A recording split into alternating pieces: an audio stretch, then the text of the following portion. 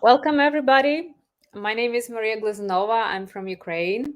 I'm a tech English communication coach. I empower tech professionals to skyrocket their careers and feel confident, have executive presence with in advanced communication skills. To do that, I help them. With a 10-week communication program. And today I have an amazing guest from Italy, Luca Sartoni. Hello, hello. Hello, yeah, thank hello. yeah, thank you so much for your time, for your presence here today to share with us your wisdom and everything. And we will discuss today, because this is actually our second live. We have already done one, and this is the second, Mhm. how to maximize the impact of your one-on-one meeting as the tech professional with your manager. Because, well, lots of my clients, to be honest, they also told me, oh, I have sometimes some miscommunication with my manager. What should I do? And so on. And well, sometimes it's not only about the language or the way you, I don't know, introduce some idea or whatever that is, that can be a more complex issue. Right. And that we are going kind of to discuss today, to look at it more like with a bigger perspective. And and managers, of course, play big role in our professional development, our meaning like tech professionals. I'm already like consider myself, as a part of, like my big team professionals team, sort of. Yeah, guys, if you have any questions or comments, please share, of course, and we will address them. If for some reason I don't mention, it means that I don't see this question or your comment. I changed some settings. I hope it will work, but well, it can happen that I will not see it here inside of the StreamYard studio, but we will definitely see and address them after then this live recording. All right. So, Luca, could you tell us, please, about yourself? Yeah, just a few things. Sure thing. Well, my name is Luca. I currently live in Italy, but I spent most of my career and most of my life working abroad and in the international tech market. I lived for 10 years in Vienna, Austria, and very recently I came back to Italy after roaming many different countries. And I spent almost the last decade working for a large tech company. The name is Automatic, and I was working, it's the company behind WordPress.com, Jetpack, Tumblr, many other projects. In the last couple of years, I decided to go back to my roots, which is training.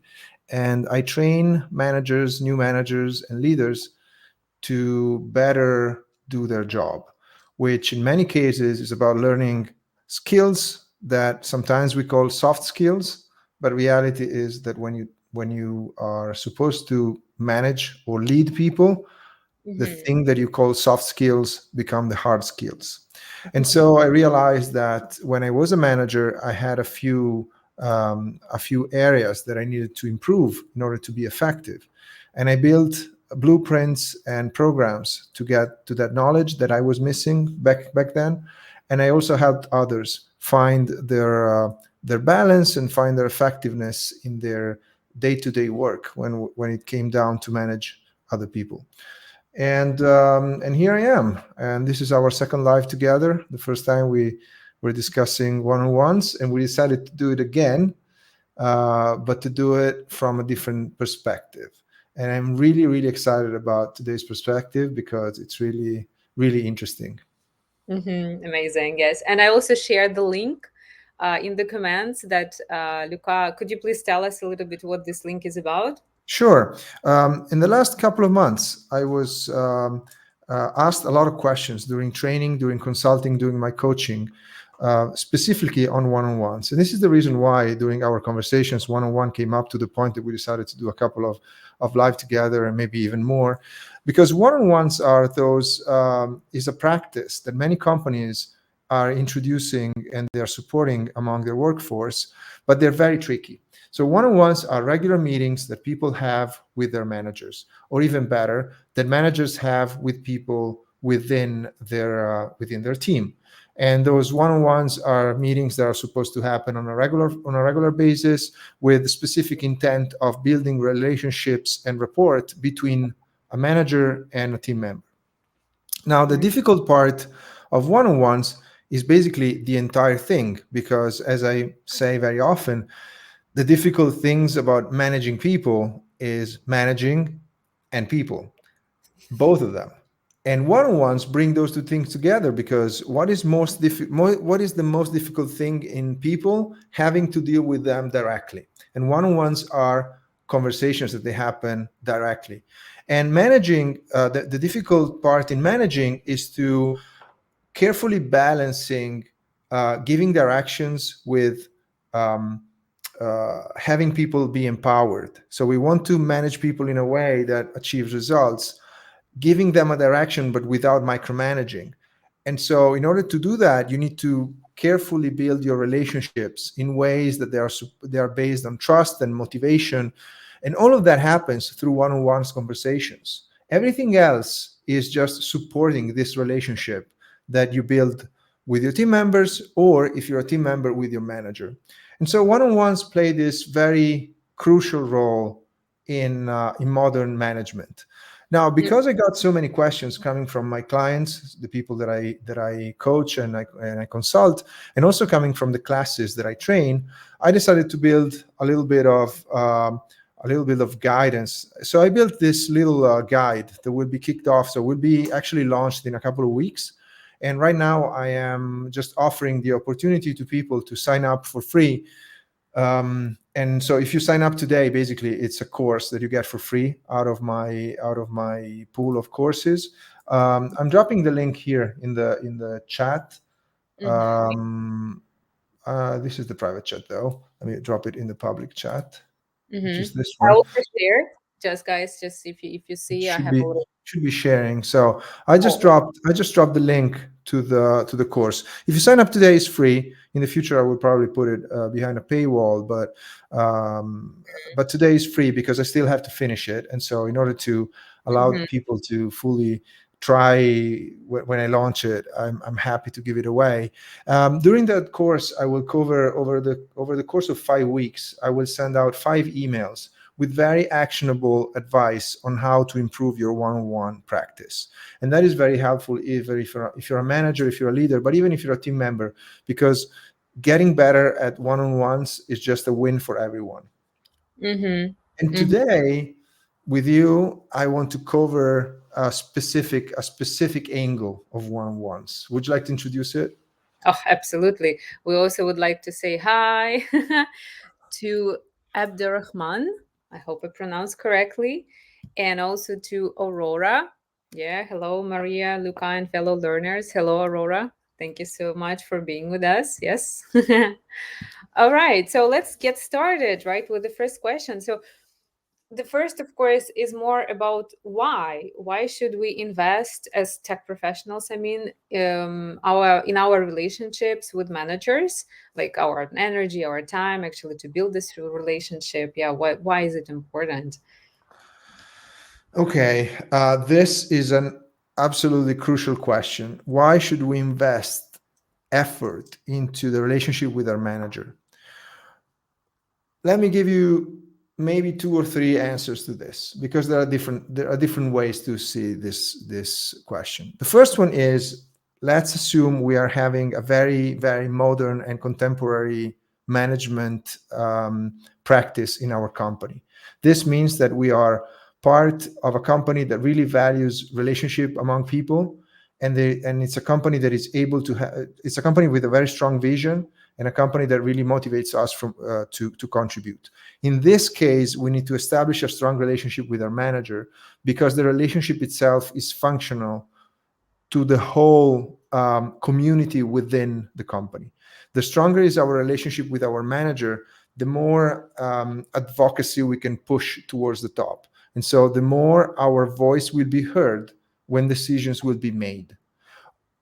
Also, we can collect information that will help us to work better, because when the relationship is strong, it also means that our manager will tell us more about the bigger picture, that as a tech professionals not necessarily we have every day. If we are very specialized on our mastery, so Mm. our stronger expertise, there might be a possibility that our vision is a little tunnel vision. So we really look into the things we do every day, but we don't necessarily know everything about what happens around us.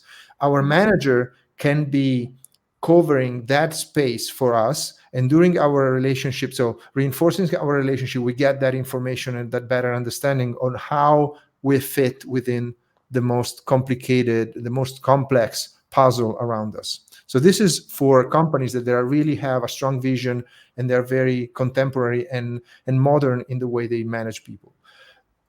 But if we want to look at from a very egoistic point of view, completely egocentric, Mhm. our manager is our primary point of contact with the rest of the organization. Yes, we can be very friends with our um, we can be very friends with our colleagues. We can have a very friendly relationship with them. We can be really buddy buddy with others. But the real point of contact with the rest of the organization that matters is our manager. The stronger our bond with our manager, the higher is the chance to get real opportunities for growth, our Mm. individual career in the future. If we don't have a strong relationship with our manager, the opportunities need to be found somewhere else, and it might not happen that easily. But if Mm. our manager is in a relationship with us where they trust us and we trust them, the chance that we grow further and faster is higher. Mm. So If we basically, the managers, sorry, are like a gateway to foster professional development within the organization, right? Correct, correct. Mm. Also, if we go one notch up, even if we go further and we say it's not just a gateway, let's Mhm. say that our manager is the gatekeeper, Mhm. is the only opportunity that we have to grow, because if the manager is not supporting us, there is no chance for us to grow. Well, that support needs to be conquered. And the only way to conquer that support is to have a very strong relationship with our manager. Mm. Yes, absolutely. And how can we leverage the meetings, right? Because we sometimes have like different kind of meetings, right? Mhm. And one of them, as you mentioned already, is actually one-on-one meeting. And how can we leverage? So how can tech professionals really, really use it so that it's effective and not like a waste of time or something? Right. So the first thing is to make sure that one-on-ones happen. Hmm. And this, of course, is a responsibility that sits on the shoulders of the manager, because, um, one-on-ones, they have two roles. There is one person in the one-on-one that their responsibility is to make them happen, and there is one person their responsibility is to make them really good. So the person that is supposed to make them happen is the manager, Hmm. but the person lower in rank, so the team member, is the one that has the responsibility of making them effective and making them to get a great outcome out of them. Now, if we are not the manager, so how can I push my manager to make them happen? Well, start asking for it. Even if it's a practice that in your company is not happening, just Mm. introduce the idea to your manager. What if we touch base on a regular basis so we can talk to each other and help each other? This is the way to start the conversation with a manager that is not implementing one on ones already. Hmm. And So then, basically taking the proactive position, yes, right? Like waiting for offering, something to happen, right? Mm-hmm. so making an offer that is just not about, hey, we should implement a practice of one on one like all the cool companies do. This is not working. It's Mm-hmm. much better if you highlight the advantages for the manager. How about we touch base every week or every second week? Just, 15 minutes just to touch base and make sure we're aligned, so you waste less time running after people, because I can give you a quick touch base and a quick opportunity to be in sync every week. This is Mm-hmm. something that the manager will value. And so this is the way to start the conversation. And then the way to leverage it is to be prepared. That applies to many aspects of our job and life in general, but being prepared is the most important thing when it comes to make effective one-on-ones. Hmm. So start with a list of the things that you want to make sure that over the next month or two you will cover with your boss. Hmm. It doesn't need to, so it will not happen on a single instance. So don't overpack stuff, but have clear in mind which are the aspects of your contribution that you definitely want to highlight or you want to put in front of your manager in the coming weeks. Ah, So okay. there's Because never, then yep, you need to think about, right, first, like yes, what, like about the contributions, right, to make them kind of visible. So you kind of need to think about that in advance, right? Kind of yes. agenda, I don't know, put it aside. I remember one of the guys, they I think it was Jordan Cutler, and he said that one of the things that he did like a brag list or something. So he Mhm, kept track of his achievements, so because he wouldn't, forget or something. And they had Slack chat, and from time to time he would actually, uh, besides one-on-one meeting, he would put some things there to mhm. so the managers and everybody would actually see what he's doing, at what stage he is, what he's accomplishing, so kind of to become visible. Yes. Because Yeah, we assume, right, we assume that, oh, it's understandable, yeah, that's what I'm doing, right? And well, it's not that visible. We need to actually make everything that is visible. absolutely true. So the thing is, um, as a contributor, you have vision on what you do, but not everyone else around you, including your manager, have the same point of view and the same perspective. So it's a good practice at every level of contribution to keep a list of achievements that you keep up to date week over week. That list of achievements can be called brag list, can be called brag book. You call it the way you want it. Now the most contemporary way to call it is brag something, but there is not a lot of bragging into it. It's just a matter of keeping in mind that people are in their own world the same way you are in yours. But you need to make sure that your world is exposed to them as much as possible in order to be able to seize every opportunity that the universe offers. And this doesn't happen by itself. So it's a good practice to keep a list of the achievements that you had this week and keep it up to date every week. When I say achievements, I I don't refer to your personal achievements. So it's not about making a list of the things you are happy about, but make a list of the things that other people would be happy to know about what you did. Because the whole goal is to make others interested in that list, not just yours. I Hmm. see someone who says a work log. No, it's not a work log. A work log should happen anyways and will happen anyways because a work log is something that anybody who is involved with your team can do. You just look at the pull requests, you can look at the deployments, you can look at anything that your company and your team does, and you make a log of what happened. That is not what we're talking about. What I'm talking about is if I solve a hard problem this week that we have been chasing for months, I want to make sure that that is mentioned somewhere and also is mentioned how my contribution was instrumental to the solution of that problem and how solving that problem had a benefit for the team and for the company. Hmm. For some And that, business that outcome. is a good item to have in your list. Next time you talk to your manager, you don't say something like, hey, did you know that that problem, I solved it? It's not the way. But the way to do it is, this week I feel really well. And then your manager will ask you, oh, how comes? And you say, because last week, after months of chasing that problem, I had this idea and I tried it out and it worked. Did you know that we solved that problem last week? And next month, the company will make $500,000 out of it. I'm so glad that last week I had that idea and that it worked. This is the way to build a narrative around the brag list. Mm-hmm. Mm-hmm. That will start surface at the right time in other conversations, because your job is not about telling something to your manager so your manager will make decisions. Your job is to create narratives that when you feed those narratives to your manager, the manager goes wow, and then is able to tell the same narrative to the next level above him or above her.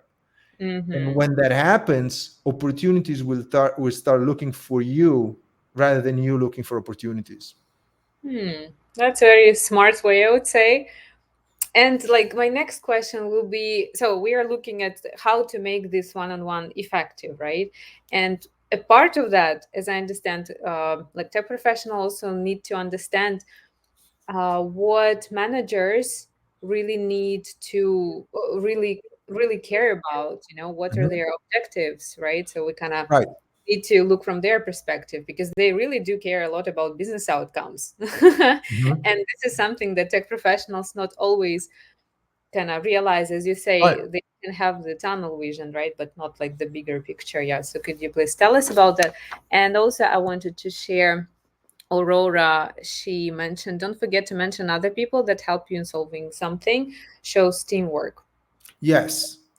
It's not just showing teamwork. Aurora made a point that is absolutely crucial, and we need to elaborate a little bit. Hmm. Being the person that always mentions others and always has a positive attitude towards others' contribution makes you the person that other people want to have around when they contribute properly.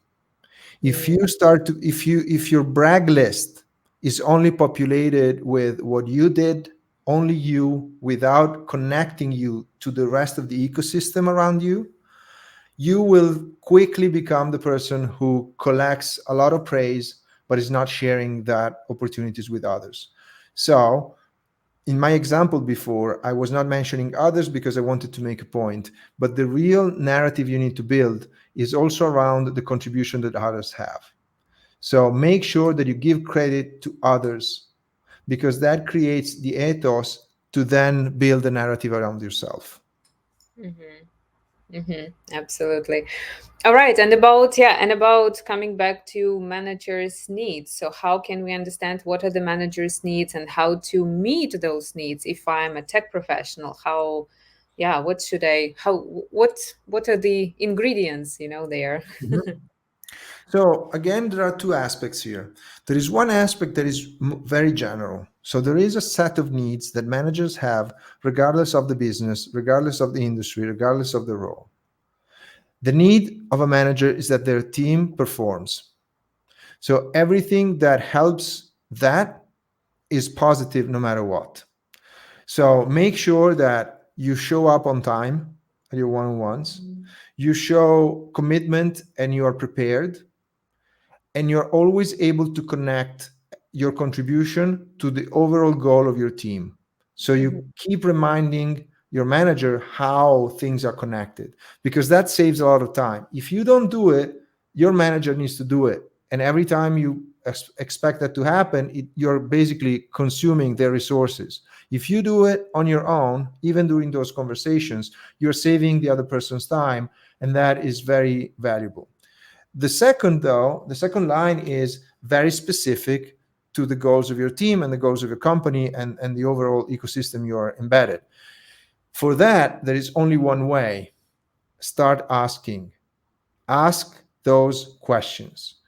Ask your manager very openly, look, what is the aspect of my contribution that, if I do really well, saves you time and effort and makes your life easier? Because Hmm. that is a question that is not asked enough. We just think that if I do my job properly, that's enough. But there are aspects that are not necessarily part of my job, and sometimes they're very tiny things that if I do differently, I'm saving other people's time. Let me make an example here. Hmm. When I was managing a large team, I was managing 40 people over 17 time zones, and they were organized in 5 product teams. So I had 5 direct reports and a total amount of 35, 40 people reporting to me. One of the challenges I had, because it was a distributed company, we used to work completely asynchronously, was to collect status updates for every single person in the division, and then uh, from that individual status update, build team updates and then a division update, right? All of Mm-hmm. that was a massive work because I had to collect all of that information and then filter that information and build new information out of it. So it was just enough that developers were not filing their status update, there was a weekly thing, on time. And that was already creating a sort of a snowball effect that would making the final report to be late by a couple of weeks.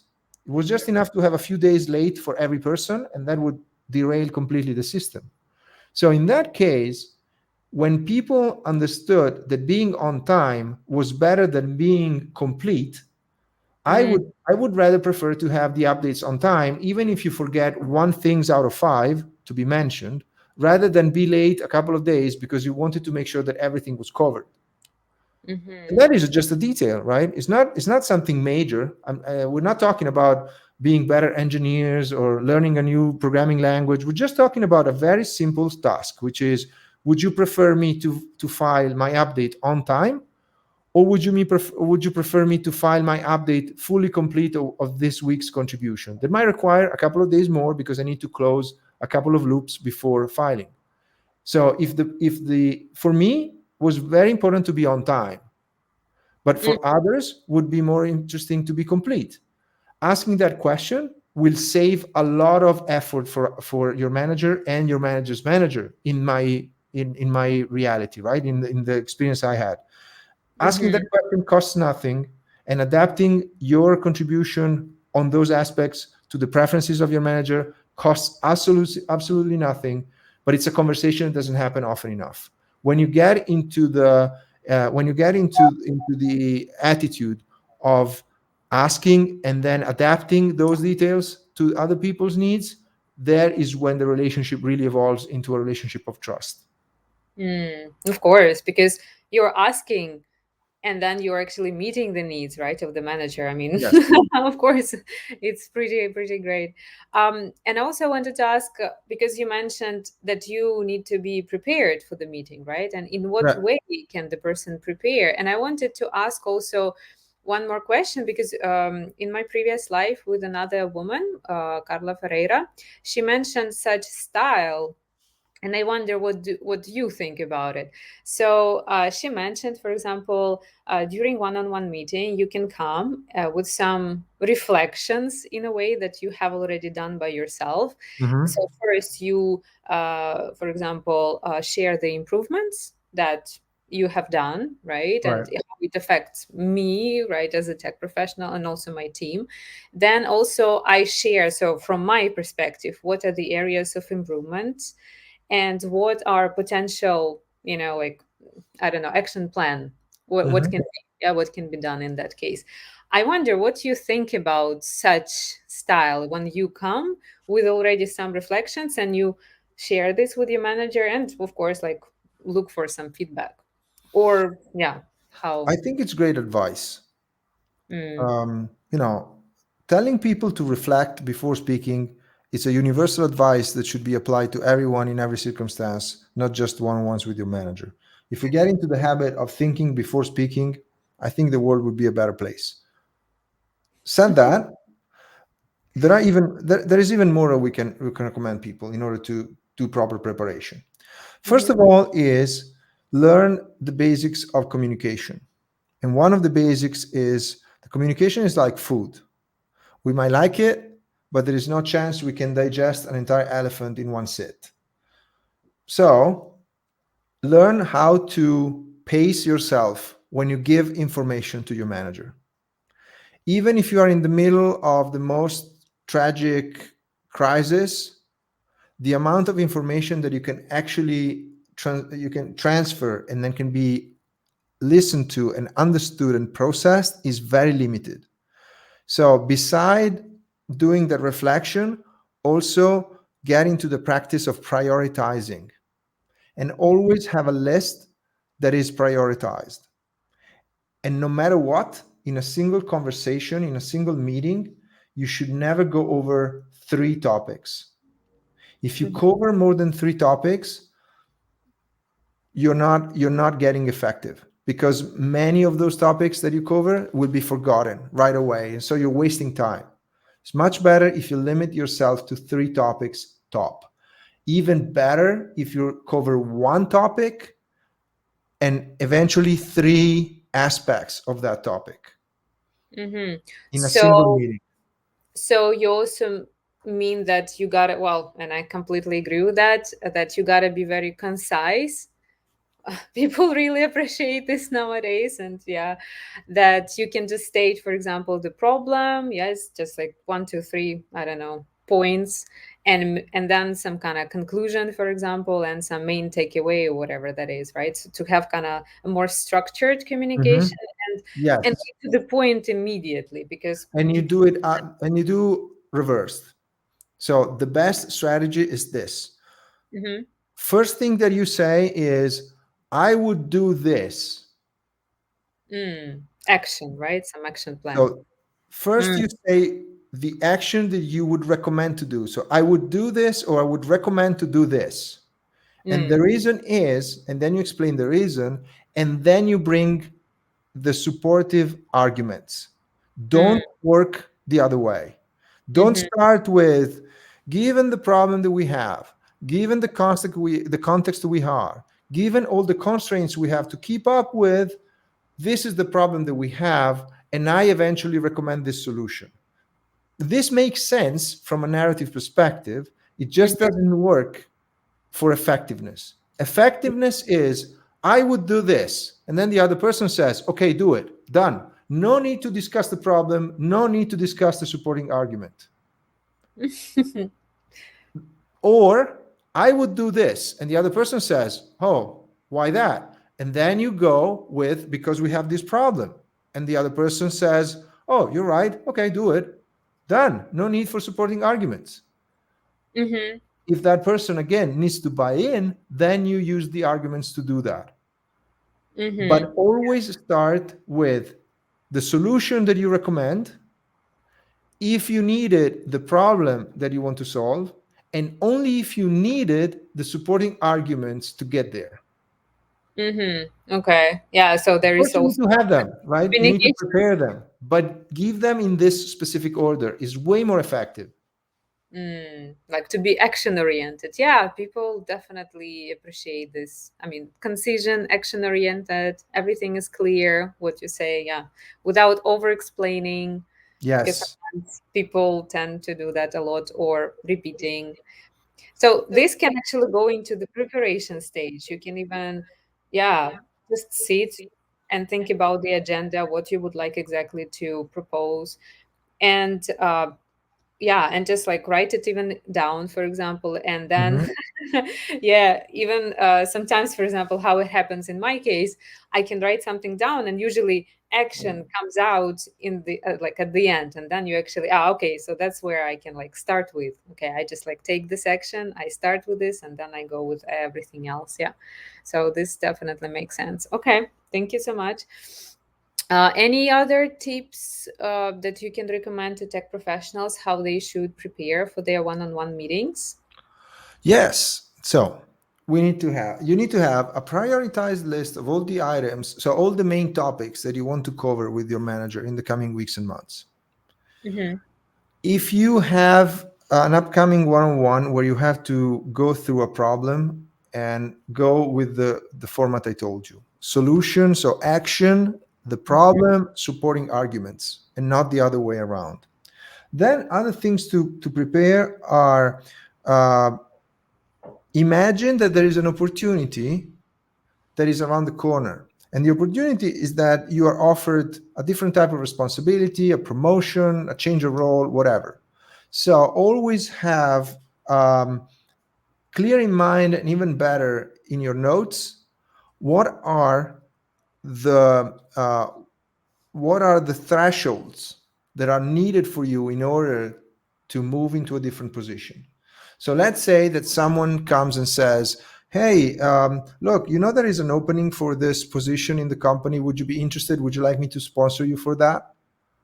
Don't just go with like, oh, well, let me think about it. I will be back to you in a couple of days or in a couple of weeks, and then we discuss. Don't do that, because in the next 3 hours, the same conversation from your manager might happen to other people. And Mm-hmm. coming back in a couple of days might be too late. Mm-hmm. Or someone else will have the conversation, not necessarily your manager. And so waiting for a couple of days might be too late. It's much better if you have a more general, so if you have like a sort of a template, and the template should say something in the lines of, I would, so let's say that right now you're making, I just make up numbers, you're making 10 in terms of revenue, in terms of compensation. They pay you 10, whatever currency, whatever amount, 10. Mm-hmm. You just write down, I'm happy to move to a different position if they give me, 12. Mm-hmm. I would move right away within the company if they give me 15 or above, right? And Mm-hmm. then you write also in terms of responsibility, I'm not interested in managing people. Let's say you are an individual contributor and you have no interest whatsoever in managing people. Well, write down, I have no interest whatsoever in managing people. And I would like to improve my design skills. So Mm-hmm. when and you write it down as simple sentences in your notes. So let's say the manager comes up and says, "Hey, there's an opportunity in the company. There is an open position that I think you would fit properly." And then you Mm-hmm. just take your notes and say, "Look, I'm not really interested in managing people. Do you think there is people to be managed? So it's an opportunity for management, because I'm not really into that." And the manager says, "No, no, it's not managing people. It's a different type of project. Is it a project on design? Because I have a strong willing to learn design and to improve in that area." And then the conversation can go around that, or the conversation go like, do you think this position is includes a pay raise? Because I would be happy to consider any position. I would happy to consider the position if it goes above 12. And for me, if something pays more than 15, I'm already there.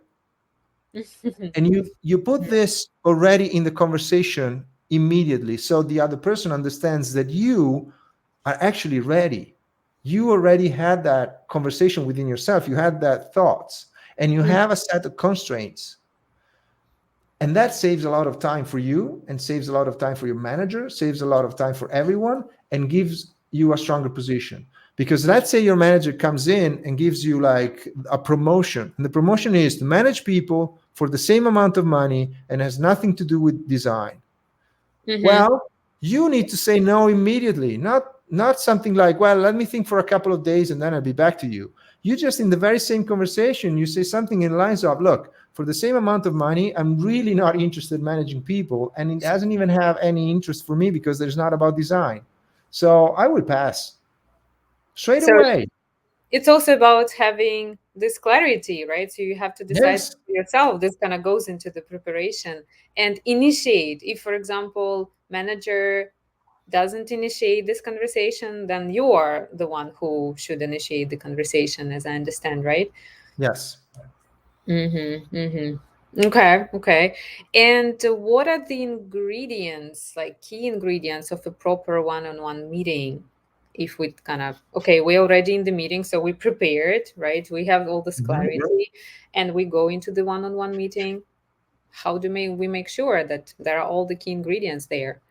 So the key ingredients actually can be some. So there is one key ingredient that is absolutely key, to the point that without that ingredient, there is no one-on-one, which Mm-hmm. is active listening. Mm-hmm. Learn how to active listen to what happens in the conversation. When the other person speaks, don't be there to judge, and don't be there to push your agenda. Be there to learn things that you don't know. This applies to both parties, the manager and the team member. But make sure that your first goal in every one on one is to learn things that you don't know. Asking open question, being very very open to direction that you're not considered. Never ask lead-in question, or spoiled questions. So things that are like, oh, I think about, what do you think about this? Do you agree with me that we should do that? which is a very, pushy question. Be very open, let the other person expand in directions that you have never considered, and don't have a preferred answer. You Mhm. will have your opportunity to push your agenda, but when you ask a question, let the question guide you rather than the other way. This is a good ingredient. So, active listening. Then another ingredient is preparation. Make sure that you did your homework. If you know that the one on one will cover a specific aspect of your job, show up with numbers, facts, research done, everything that is needed in order to have a proper conversation. Mhm. Another key ingredient is to dedicate 15 minutes at the end of every one on one to reflect on the conversation that happened and write down notes. Don't have back to back meetings without a buffer of 10 to 15 minutes where you just debrief with yourself on your own and write down your notes. You need to have you need to build over time a body of notes out of every single conversation that you have, every meeting that you have, because that is a place where you go and you refer back to learn things that otherwise you will never learn. This is a great one. For I instance, do the if, same. I actually do the same. And sometimes, if it is one-on-one meeting, you can use, for example, like online, I mean, and you can use this Fathom right now and some other tools, AI tools, where they actually have the exact words, the exact transcripts, because sometimes we might forget and we can go yeah, back and we can clarify, some moments. Maybe this can yes, be pretty good. and if you want to, and in order to use those tools properly, Mm-hmm. remember to dedicate those 10 to 15 minutes to all the things that AI cannot do. Yeah. Because everything that AI can do already, you should already use it. Don't get me Mm-hmm. wrong. I'm not saying ditch AI. I'm saying adopt every single tool that modern technology gives you. Mm-hmm. Automatic transcription of meetings, recording of meetings, AI summarization of meetings, all of that stuff. Use it. Mm-hmm. But at the end of the meeting, do something that AI cannot do, which is dedicate 10 to 15 minutes to reflect on what happened, even read the transcript that AI summarized in a very nice 5 lines. Read through it. Don't just archive that and move on. Read them properly. Make sure there are no errors. Make sure that what AI understood is aligned with what with you understood, and there is no alignment. Fix that. So either you bring their summary to your memory or refresh your memory to that summary. No matter, but it's important that you're aligned with that. And Yeah, on top of that, you write down your feelings and emotions that came up during the meeting. That is something that AI doesn't know. for Why sure. that? Why that is so important?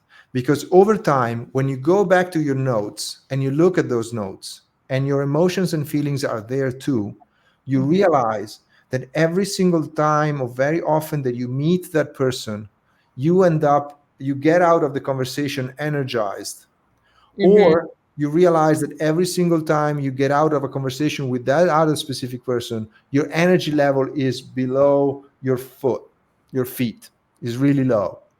Mm-hmm. That is something that you need to know and you need to realize over time, but you can only do it if you systematically journal basically your feelings at the end of the meeting. That is needed because there will be one day that you need to make sure that you have a high energy, let's say at 3 p.m. Because at 3 p.m., let's just create like this hypothetical situation. Let's say that at 3 p.m. you have a meeting with the CEO, and you have a good feeling that because of your effort, the CEO will offer you a promotion. Well, Mm-hmm. you want to make sure that at meeting at 3 p.m. you will have a high energy level, right? But you realized over time, because you did your homework the way I told you, that having a meeting with person X drains your energy, and when you get out of that meeting, you're very low energy. You look at your calendar and you realize that the Mm. person X, you have a meeting 2 hours before the meeting with the CEO. Well, that is a good time to cancel that meeting and come up with an excuse. Mm-hmm. Yeah. because you do not want to get up to even have the possibility of being low energy when the big opportunity will show up. But you Mm-hmm. can know that, and you can do that strategic approach only if you constantly and every single time and consistently have that practice of ending every meeting with a journal and with notes. If you don't do that, you are not good enough at strategic building your career. And you also connect the dots, because what I don't really like when AI, like, it summarizes things. Not always it summarizes in the way that I would, for example, do it, because I could connect the dots in a different way. For example, I can use just the transcript if I forget some moment, and I use and read what people, for example, wrote verbatim. I mean, they said, right? Ah, okay, okay. And then I just like connect the dots. Yeah, absolutely.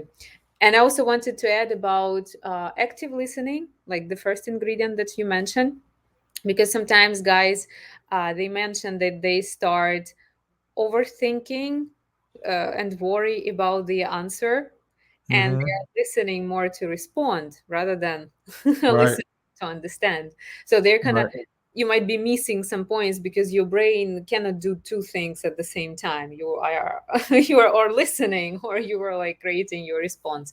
So it's nice kind of to be prepared in advance. Then you come, you feel more confident, and then you just listen and let this person just take you to these other directions, or whatever directions the conversation may go, and then you just contribute some thoughts. Yeah, so kind of Hmm. to a little bit let go of this overthinking and maybe rigid control in a way that you Yeah. say everything perfectly.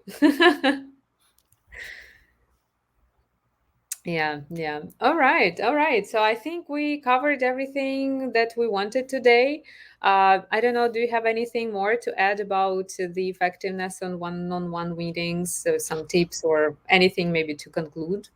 Yeah, sure. Well, there's a lot of things that we can say about making one-on-ones effective. It's just I just want to remind everyone that one-on-ones are an opportunity. They are an opportunity that your manager is offering you to establish a relationship with them. So step number one that I told you is to make that opportunity real. So if your manager is not giving that opportunity yet, start recommending that opportunity to start happening. So recommend to have a regular check-in every now and then, ideally regularly. So you start building that own opportunity yourself. But if your manager already gives you that opportunity of having one-on-ones, don't waste it. Never find yourself in a position where you say something in the lines of, I don't have much to talk about today, are you okay if we skip it? That is a no-go. That is really, really poor. It's a really poor attitude. Someone Mm-hmm, gives you their time, they are in a higher rank in the company, you should use that time for yourself. You should use it to do something, even if you do not have any news to share. Go back to your list of items in your agenda, and in your list of important topics, come up with something. Let's say you really do not have any news because for the last week you have been on holiday and your boss as well, and so basically no recent news to share. Well, just say, well, how about we dedicate our one-on-one to a little bit of feedback session about what happened in the last 2 months. mm-hmm, Or how about we discuss a little bit of the team strategy for the next 2 months? So I make sure that I'm well aligned with what is expected from me. mm-hmm, There's never a good reason to cancel or to skip a one-on-one because I do not have anything to say.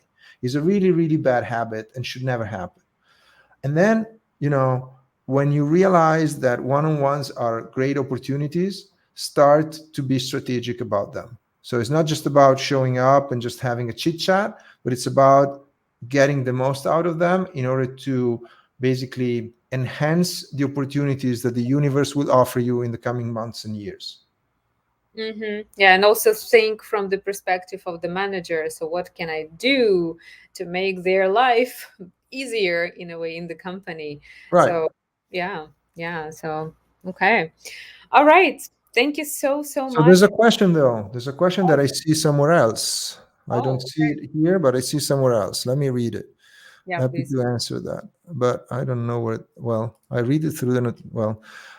How Mm-hmm. often should these one-on-one meetings happen, and how and for how long? With a team of 40 would be time consuming, but then it's cut, and if I click on it, I end up somewhere where I cannot read the question. Let me see. Mm. Comments. Yeah, Well, the because. question was what are the good, what is the frequency, and what happens if there are 40 people? Okay, let's answer that. For Mm-hmm. me, the ideal frequency for one-on-ones is weekly. But I Mm-hmm. understand that if you have 40 direct reports, it cannot happen. Otherwise, it's not just that you do only one-on-ones, it's just like you don't even have time for that. So with 40 people, it's really, really hard. But honestly, I don't think that a manager should ever have 40 people reporting to them directly. There should be some buffer in between. In my personal experience directing large teams, engineering teams of digital products, as a manager, you start becoming a manager when you have two people, so you yourself and someone else. That's probably is the most difficult situation ever. So, but from one to four direct reports, you grow linearly. So for every person that reports to you, you increase the capacity of your team linearly up to four. Then Mm-hmm. from four to, let's say, eight, you need to start optimizing your practice as a manager. Otherwise, you fall behind. So you need to have a more automated ways to do performance reviews, more automated ways to schedule things on your calendar. You cannot deal with your calendar alone anymore. You need to have sort of a Calendly or other tools in order to have your calendar more organized. Mm-hmm. But over eight, then you start to have erosion of capacity. So when you start to have 10, 12, 14 people, you really need to be very good in order to keep up with the team. Over 15, there's no way. There is no way that someone can manage over 15 people directly. You need to start to delegate even the management part. If Mm-hmm. your organization does not allow you to have to break it down into sub teams, at least create informal roles. So have someone who is in charge of status updates, have someone else in charge of meetings, have someone else in charge of all those practices that usually fall on the manager. You need to delegate those parts, because otherwise you cannot be effective. So 40 people, it's way beyond capacity. My recommendation there is to create a sort of informal hierarchy. I have a few people that I have one-on-ones regularly, and Mm-hmm. then they have one-on-ones regularly with others. So let's say that my team of 40, there are like 20 people who work on front end and 20 people that work on back end. Fine, let's have and then let's say within the people in front end, half of them they work on JavaScript, and other, let's say half, so 10 people work JavaScript, 10 people work something else. um, then I would have a one-on-one with one person, and then that person will have one-on-ones with all the people in the same practice. So this is just like, very improvised way to break it down. But the idea is break down into groups, and then you have one-on-ones with one person in the group that then relays that one-on-ones with the others. That becomes a little more effective. And for how long? um, Is it like 30 minutes, 1 hour, 40 minutes? Like what so in is. terms of in terms of duration, I would recommend this: put 45 minutes in the calendar. Mm-hmm. So when you also dedicate 15 minutes to think, so to think, to sorry, to notes, you close the hour with that. Mm-hmm. So, and you do that. Then I always had a rule that if we go past minute the 20, so if we go past 20 minutes and the conversation ends, it's okay. But the first 20 minutes are kind of mandatory. Mm-hmm. That means that your one-on-ones always occupy 1 hour on the calendar. When you become really good, you can shrink it down to half an hour, but start with an hour. They Mm-hmm. occupy 1 hour in the calendar. They always offer you a buffer between one and the other through the notes. Mm-hmm. And sometimes they are a little shorter. And so you basically uh, optimize your time, but don't go over an hour. Mm-hmm, mm-hmm. Yeah. Well, once again, we kind of come back to the concision and being like really Yes. concise and to the point and like action oriented. So kind of Keep really it short and keep it nice. So I used to say, keep it happy and keep it snappy. I love that. Amazing. All right, all right. Are there any more questions? Because I didn't see questions here. Maybe you can see some. I don't No, I would just recommend people to, if they're interested in this topic, to know. follow the link that I am posting once again in the chat here. It's a little course that I'm putting together that will last for 5 weeks. And oh, sorry, wrong link. Let me put the right one. Well, this was the link on Mhm, YouTube. Let me get the other one. mhm, So it's a little course that I put together that will last for 5 weeks. It's 5 emails. You're just gonna get those emails, and in every week I go through the main aspects of running one-on-ones. So I cover the topics that you should cover all the times, or you should have in mind and cover often. mhm, You will have the main drawbacks, so the big no-nos they should stay away from. I cover frequency, I cover length, and then I cover the principles that you should abide to. Many of the things that I said today are actually even better explained in my little course. mhm, And I also have a couple of case studies, so real life so stories that happened to me mhm, and big issues that I was able to solve through a very dedicated practice of one-on-ones. It's a weekly email. It takes you 3 minutes to read, 4 minutes to read, and there's a lot of value packed into it. Very soon will be available on the market, so I will be selling that course. But for the coming days, because I'm still working on it, anyone mhm. who signs up right now will get it for free. So the opportunity is there. Jump on it. I'm already myself, excited about the course, to be honest. That's amazing. Okay, thank you so much. Yeah, I believe that it's gonna be like really effective and really interesting and really concise because it's just like one email just per Yes, week and really actionable. So you just like get it and put into the yes. practice. Yeah, And my this is. emails are just a text. I send text emails. There might be a link with references, but Mm, it's not an email that takes you hours to go through. It's an email that you read at your own pace, takes a few minutes, you get a lot of value.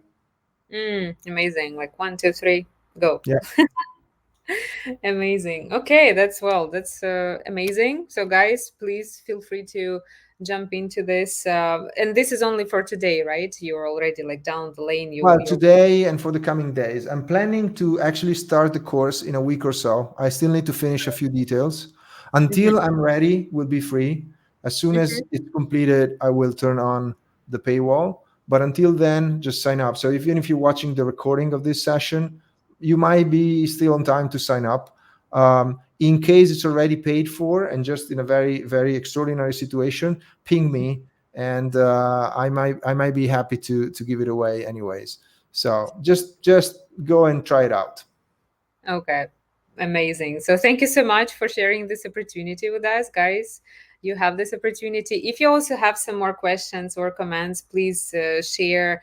If you watch, for example, in the recording, then you can just share, and we will get back to you definitely. So yeah, thank you so much, Luca, for your time. I know that this week hasn't been the easiest one for you, as we discussed. Yeah, so well, Every week is complicated one way or another, but it's great to be here with you and with you all.